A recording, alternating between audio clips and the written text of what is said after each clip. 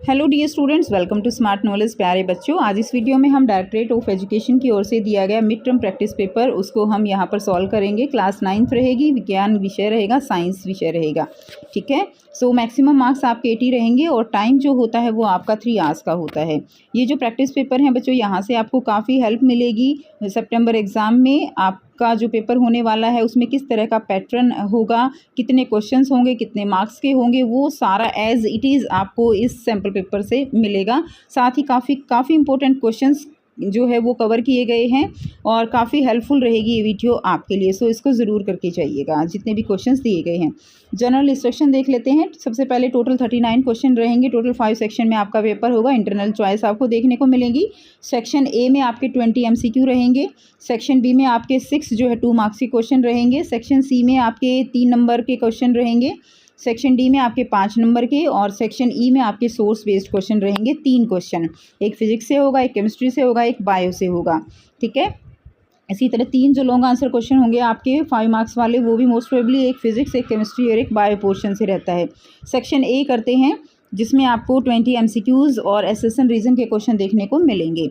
First question है the intermixing of particles of 2 different type of matter on their own is called. तो क्या रहेगा, intermixing क्या होती है, उसको बोलते हैं हम डिफ्यूज़न। अभी हम यहाँ पे इंग्लिश मीडियम में पेपर सॉल्व करेंगे। नेक्स्ट वीडियो में हम हिंदी मीडियम में भी पेपर आपको सॉल्व करके देंगे, तो वहाँ से आप हिंदी मीडियम में कर सकते हो। नेक्स्ट देखिए, when 20 gram of salt is dissolve in 1000 ml of water. 20 gram salt है और 1000 ml में वाटर में डिजोल्व किया गया है। There is no increase in volume. Volume में कोई इंक्रीज नहीं होता। ये ऑब्जर्वेशन क्या इंडिकेट करती है, तो ये ऑब्जर्वेशन इंडिकेट करती है कि पार्टिकल्स के बीच में क्या है, particles of water have space between them into which salt particles fit. Next देखिए, क्वेश्चन नंबर 3 है convert the following temperature to the Celsius scale. 793 kelvin को सेल्सियस में चेंज करना है, तो 793 में से हम 273 क्या करेंगे, माइनस कर देंगे। ठीक है, तो क्या आ जाएगा हमारा, ये डिग्री सेल्सियस का स्केल आ जाएगा। और अगर डिग्री सेल्सियस से केल्विन में करना है तो हम प्लस 273 कर देते हैं। नेक्स्ट देखिए, Golgi apparatus of necessary Golgi apparatus is necessary in the cell for. जो गोल्गी एपरेटस है उसका क्या काम है, वो उसका काम होता है मेन पैकिंग ऑफ प्रोटीन्स का।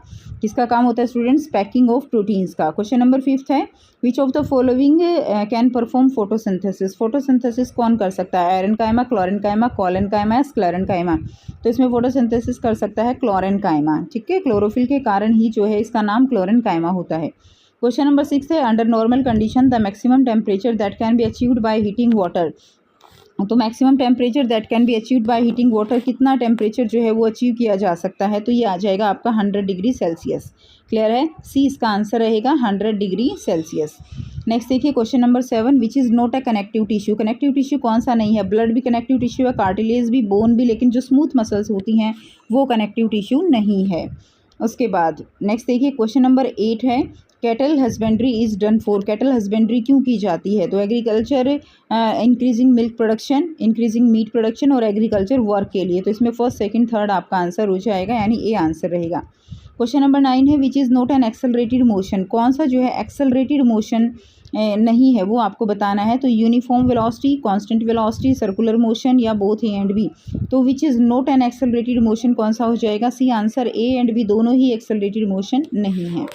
नेक्स्ट देखिए, क्वेश्चन नंबर 10 है a student placed an onion partially dipped in water after few days she observed the roots which grow in size the tissue present on the tip of the root. तो root की tip पे कौन से tissue present होते हैं, root की tip पे बच्चों एपिकल मेरिस्टेम टिश्यू प्रेजेंट होते हैं, इंटरमीडिएटली इंटरकैलरी मेरिस्टेम होते हैं, और जिससे गर्थ बढ़ती है, चौड़ाई बढ़ती है, वो कौन से होते हैं, लेटरल मेरिस्टेम टिश्यू होता है।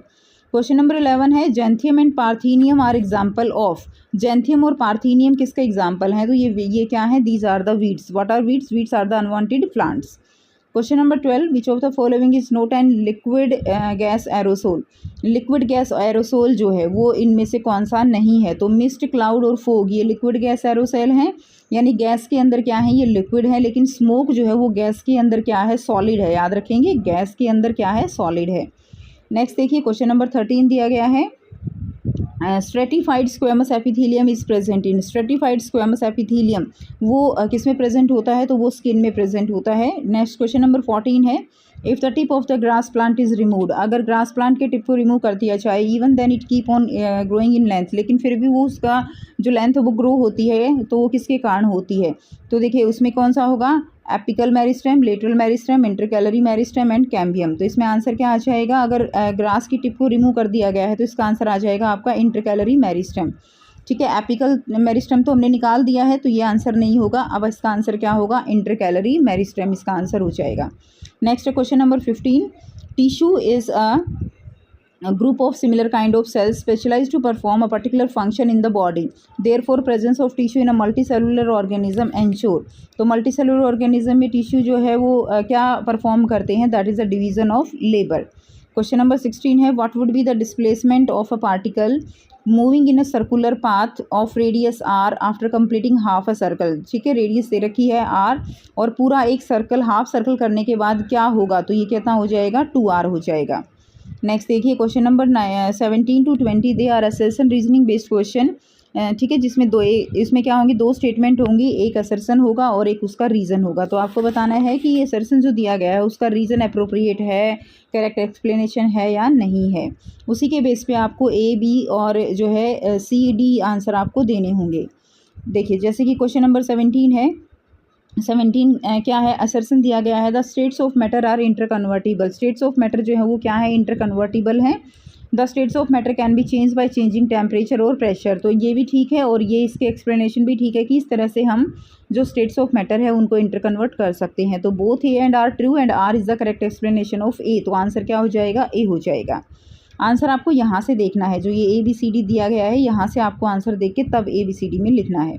नेक्स्ट देखिए क्वेश्चन नंबर 18 है, xylem is a vascular tissue. बिल्कुल बात ठीक है, जाइलम वस्कुलर टिश्यू है और जाइलम का फंक्शन क्या होता है? वाटर एंड मिनरल्स का ट्रांसपोर्ट करना। So water and minerals are transported in the plant through xylem. Answer रहेगा ए, क्योंकि दोनों ही ठीक हैं और ये इसकी एक्सप्लेनेशन भी ठीक है, तो ए आंसर हो जाएगा।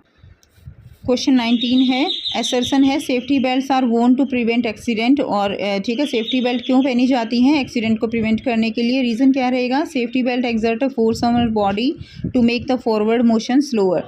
कि जो सेफ्टी बेल्ट हैं वो एक फ़ोर्स एक्सर्ट करती हैं ताकि फॉरवर्ड मोशन वो धीरे हो जाए, कोई एक्सीडेंट हो तो आगे की तरफ ना जाएं। तो बिल्कुल ठीक है ए, और रीज़न भी ठीक है और इसके करेक्ट एक्सप्लेनेशन भी है, तो आंसर ए रहेगा। क्वेश्चन नंबर 20 है, सरसन soybean is a kharif crop. बिल्कुल ठीक बात है, सोयाबीन खरीफ क्रॉप है। और खरीफ क्रॉप कौन सी होती हैं? Crop growing in rainy season are called जो है खरीफ क्रॉप्स। तो ये रबी क्रॉप दिया गया है, तो इसमें ए तो ट्रू है बट आर जो है वो क्या है? फॉल्स है। तो आंसर हमारा सी हो जाएगा। नेक्स्ट देखिए क्वेश्चन नंबर 21, तो सेक्शन बी रहेगा क्वेश्चन नंबर 21 से लेकर 26 तक, और ये 2 नंबर का क्वेश्चन आपका रहेगा, 2 नंबर के क्वेश्चन रहेंगे। 21 है, during a chemical reaction the temperature in the test tube increase to 303 kelvin. Convert this temperature to degree Celsius scale. इसको डिग्री सेल्सियस में कन्वर्ट करना है, तो इसमें हम क्या करेंगे? -273.15 इसमें हम माइनस कर देंगे, तो आपका आंसर आ जाएगा 29.85। अब आपसे पूछ रहा है कि इसकी फिजिकल स्टेट क्या होगी इस टेम्परेचर पे। तो 29 पे पानी जो है किस स्टेट में होता है? तो 29 पे पानी किस स्टेट में होता है? लिक्विड स्टेट में होता है। ठीक है, उसके बाद क्वेश्चन नंबर 25 है, identify the organelle and the particle are attach to this organelle. तो ये ऑर्गेनली कौन सी है आपको बताना है, और इस पे ये जो आर दिखाया गया है ये क्या है, और इस आर का फंक्शन क्या है? What is the main function of R. तो ये ऑर्गेनली कौन सी है बच्चों? ये ऑर्गेनली है एंडोप्लाज्मिक रेटिकुलम, और पार्टिकल आर जो है वो क्या है? यहाँ पे इस पे अटैच राइबोसोम है, और राइबोसोम का फंक्शन क्या होता है? प्रोटीन सिंथेसिस का। Now let's move to the question number 23। Question number 23 है, while moving on a circular path of 10 metre what will be the distance and displacement of an object after completing 15 turn. 15 turn circular path है 10 metre का, और उसके 15 चक्कर लगा लिए, तो distance और डिस्प्लेसमेंट बतानी है। तो देखिए डिस्टेंस कितनी हो जाएगी? डिस्टेंस जो है होती है नंबर ऑफ टर्न्स कितने की है, और सर्कमफ्रेंस कितनी है। तो 15 × 10 कितनी हो जाएगी? 150 मीटर। डिस्प्लेसमेंट क्या है कि जिस पॉइंट पे गया उसी पॉइंट पे वापस, जिस पॉइंट पे गया उसी पे वापस, तो डिस्प्लेसमेंट क्या हो गई? 0 हो गई। तो डिस्प्लेसमेंट 0 हो जाएगी और डिस्टेंस 150 मीटर हो जाएगी। Now let's move to the question number 24। Question number 24 देखिए, what will you use to put water in it during summer season and why.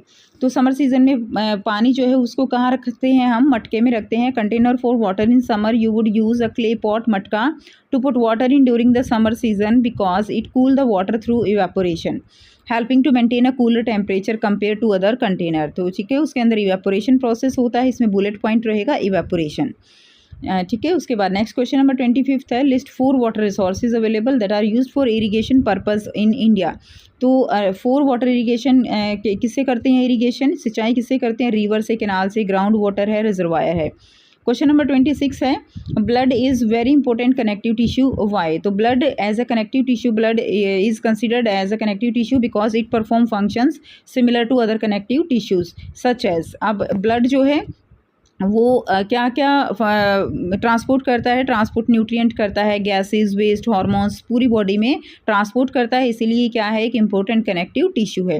तो ये हो गए आपके यहाँ से 6 क्वेश्चंस 2 मार्क्स के। उसके बाद आता है सेक्शन सी। सेक्शन सी हमारा रहेगा क्वेश्चन नंबर 27 से 33, they are the short answer type questions. इसमें शॉर्ट आंसर टाइप क्वेश्चन देखने को मिलेंगे। Question number 27, what is the function of amoeba of vacuoles in. तो प्लांट में वैक्यूल का फंक्शन क्या है और अमीबा में क्या है। बी पार्ट रहेगा, which cell organelle is known as suicide bag of the cell. तो फंक्शन ऑफ वैक्यूल, प्लांट में वैक्यूल का क्या काम होता है, इंपॉर्टेंट क्वेश्चन है। Vacuole in plant cell store nutrients को स्टोर करता है, वेस्ट प्रोडक्ट जो है उनको एक तरह से डिस्कार्ड करने में हेल्प करता है। एंड मेंटेन टर्गर प्रेशर, जो सेल रिजिड होती है, प्लांट सेल कैसी होती है, रिजिड होती है, तो जो उसकी रिजिडिटी को मेंटेन करने में हेल्प करता है वो कौन करता है, वैक्यूल करता है। नेक्स्ट देखिए अमीबा। अमीबा जो है वैक्यूल जो अमीबा में होते हैं, vacuoles in amoeba are involve in digestion and excretion. तो डाइजेशन और एक्सक्रीशन में हेल्प करता है। Now lysosome, second question, lysosome are known as suicide bag of the cell because they contain digestive enzymes। उसके अंदर क्या होते हैं, digestive enzymes होते हैं that can break down cell components, जो कि cell components को break करेंगे including the cell itself if necessary।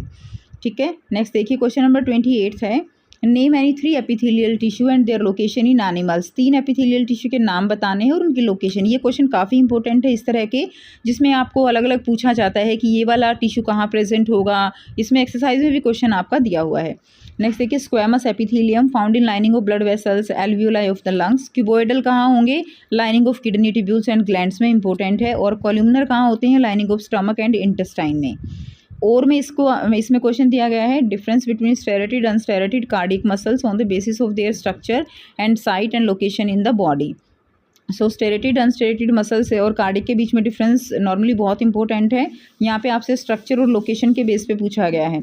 तो स्ट्रक्चर क्या रहेगा, स्टेरेटिड मसल्स में लॉन्ग साइलेंड्रिकल मल्टी न्यूक्लिएटेड होती हैं, इसके अंदर स्पिंडल शेप होती है और ये यूनि न्यूक्लिएटेड होती है, नॉन स्टेरेटिड होती है। ठीक है, कार्डिक मसल्स ब्रांच्ड होती हैं, यूनि न्यूक्लिएट होती है और जो है स्टेरेटिड होती है। नेक्स्ट देखिए, लोकेशन अटैच टू बोन्स होती है इसलिए वॉलेंट्री होती हैं। ये वॉल्स ऑफ इंटरनल ऑर्गन इसलिए इनवॉलेंट्री होती हैं। और जो कार्डियक मसल्स हैं हार्ट के अंदर वो भी इनवॉलेंट्री होती हैं। नाउ क्वेश्चन नंबर 29 देखिए, how is bacterial cell different from a onion peel. अब देखिए यहाँ पे बैक्टीरियल सेल जो है वो अनियन पील के सेल से कैसे डिफरेंट होती है। तो 3 डिफरेंस आपको लिखने हैं। तो देखिए यहाँ पे सेल टाइप क्या है, बैक्टीरियल सेल जो है वो कैसी सेल्स हैं, bacterial cells they are the prokaryotic cells. Bacterial cell कैसी हैं, प्रोकैरियोटिक हैं, उनके अंदर ट्रू न्यूक्लियस नहीं होता। जबकि अनियन पील जो है कैसी है, यूकैरियोटिक सेल है, हैविंग ए ट्रू न्यूक्लियस। उसके बाद सेल वॉल कंपोजिशन जो है, bacterial cell they are made up of peptidoglycan. Cell wall composition जो बैक्टीरियल सेल की वॉल है वो पेप्टाइडोग्लाइकन की बनी होती है, जबकि अनियन पील की सेल्स जो है वो सेलुलोज की बनी होती है। उसके बाद ऑर्गेनेलीज के बेस में देखेंगे, बैक्टीरियल सेल के अंदर मेम्ब्रेन बाउंड ऑर्गेनेलीज नहीं होती, जबकि अनियन पील के अंदर मेम्ब्रेन बाउंड ऑर्गेनेलीज होती हैं, फिर चाहे वो न्यूक्लियस है या माइटोकॉन्ड्रिया है। नाउ क्वेश्चन नंबर 30 है, describe in brief the Newton's laws of motion with suitable example for each. Newton's law के बारे में बताना है, एक एक जो 3 लॉ हैं उनके बारे में। फर्स्ट लॉ क्या कहता है, an object will remain at rest और in uniform motion unless the acted upon by an external force. ठीक है, फर्स्ट लॉ जब तक भी कोई चीज़ रेस्ट या मोशन में रहेगी जब तक उसके ऊपर कोई एक्सटर्नल फोर्स काम नहीं करता है। एग्जाम्पल रहेगा, एक book line on the table will stay there until someone moves it. Second law है law of acceleration, that is the acceleration of an object is directly proportional to the net force acting on it and inversely proportional to its mass, यानी F is equal to ma। So pushing a lighter cart require less force compare to the heavier cart, यानी ज़्यादा भारी चीज़ है तो उस पर ज़्यादा force लगाना पड़ेगा, कम भारी चीज़ है तो कम फोर्स लगाना पड़ेगा। थर्ड लॉ क्या कहता है, एक्शन रिएक्शन लॉ है, for every action there is an equal and opposite reaction. When you jump off a boat the boat move backward, जब आप आगे की तरफ जब बोट में जंप करते हो तो बोट मूव पीछे की तरफ करेगी। नाउ क्वेश्चन नंबर 31 है, state which of the following situation are possible and give an example for each of these. So इसमें दिया गया है कि कोई ऑब्जेक्ट है with a constant acceleration but with zero velocity. तो इसमें क्या होगा कि कोई भी ऑब्जेक्ट जो है कांस्टेंट एक्सेलरेशन हो और उसकी वेलोसिटी जीरो हो। तो an object with constant acceleration but with zero velocity possible है। जैसे एक बॉल जो है आपने फेंकी हाईएस्ट पॉइंट पे ऊपर की तरफ, तो उसकी वेलोसिटी एक हाईएस्ट पॉइंट पे क्या हो जाती है, ज़ीरो, लेकिन उसकी वो एक्सेलरेशन एक्सपीरियंस कर रहा है ग्रेविटी के कारण। ठीक है, तो ये इसका आंसर हो जाएगा। बी है an object moving with an acceleration but with uniform speed. Acceleration से मूव कर रहा है बट विद यूनिफॉर्म स्पीड, तो ये पॉसिबल नहीं है। एक्सेलरेशन जो है वो क्या होगा, जब acceleration imply change in velocity, acceleration होगा तो उसकी वेलोसिटी में चेंज होगा, and uniform speed means velocity is constant. Clear है, यानी अगर यूनिफॉर्म स्पीड है तो मतलब वेलोसिटी क्या है उसकी, एक तरह से कांस्टेंट है। अगर कांस्टेंट है तो एक्सेलरेशन जो है वो चेंज नहीं हो सकता। नेक्स्ट देखिए क्वेश्चन नंबर, इसी में थर्ड पार्ट दिया गया है, an object moving in a certain direction with acceleration in the perpendicular direction. तो ये पॉसिबल है कि कोई भी ऑब्जेक्ट एक डायरेक्शन में मूव कर रहा है और एक एक्सेलरेशन के साथ इन द परपेंडिकुलर डायरेक्शन। एक car moving in circular path, एक कार जो है सर्कुलर पाथ में मूव कर रही है, तो उसका एक्सेलरेशन जो है वो किस तरफ है, सेंटर की तरफ, और वो हर एक टाइम उसके परपेंडिकुलर जो है क्या कर रही है, मूव कर रही है। तो ये पॉसिबल है। नाउ क्वेश्चन नंबर 32 है, right the properties of colloids. Colloids की प्रॉपर्टी क्या होती हैं। कॉलाइड्स जो है वो हेट्रोजीनस नेचर के होते हैं, उनमें टिंडल इफेक्ट होता है, and they do not settle on standing and can not be separated by ordinary filtration. Settle down नहीं होते हैं और सेपरेट नहीं किए जा सकते हैं ऑर्डिनरी फिल्ट्रेशन से। नेक्स्ट देखिए क्वेश्चन नंबर 33, लास्ट क्वेश्चन है 3 मार्क्स का। A solution contain 40 gram of common salt in 320 gram of water. So आपको कंसंट्रेशन जो है वो निकालनी है in terms of mass by mass percentage.